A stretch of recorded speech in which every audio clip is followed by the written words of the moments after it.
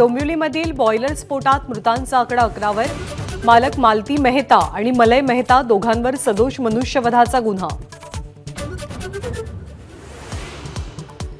डोंबिवलीच्या सागाव परिसरात केमिकलची दुर्गंधी. एनडीआरएफकडनं शोधकार्य जारी.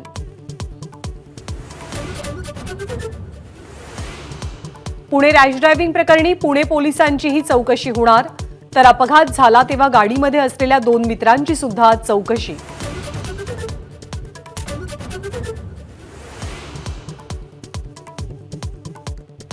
लग्न करू देत नाही म्हणून मुलांनी केली बापाची हत्या.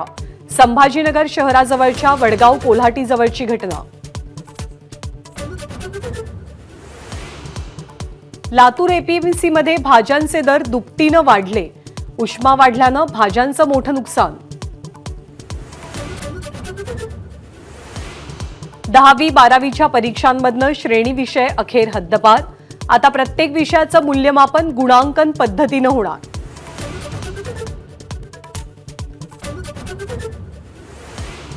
अकरावीचे ऑनलाईन प्रवेश आजपासून सुरू.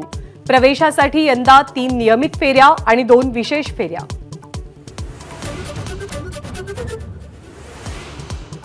ठाण्याजवळचा घोडबंदर घाट आजपासून 2 आठवडे बंद राहणार. हलक्या वाहनांना मुभा.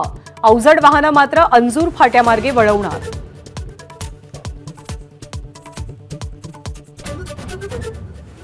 पुण्यातील नॅशनल डिफेन्स अकॅडमीमध्ये 146वा दीक्षांत समारोह सोहळा. लष्कर प्रमुख जनरल मनोज पांडे यांची मुख्य उपस्थिती.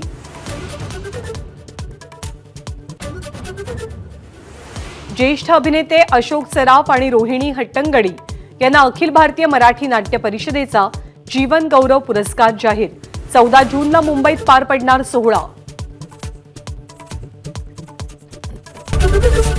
एबीपी माझा, उघडा डोळे बघा नीट.